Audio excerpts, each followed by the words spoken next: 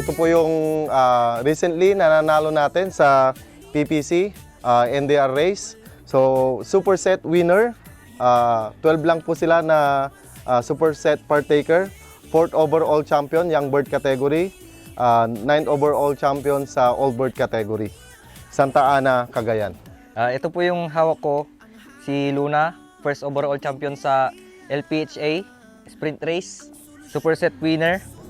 First overall champion, young bird category. Itong 4th overall champion, ang line po niya is Jose Torres line.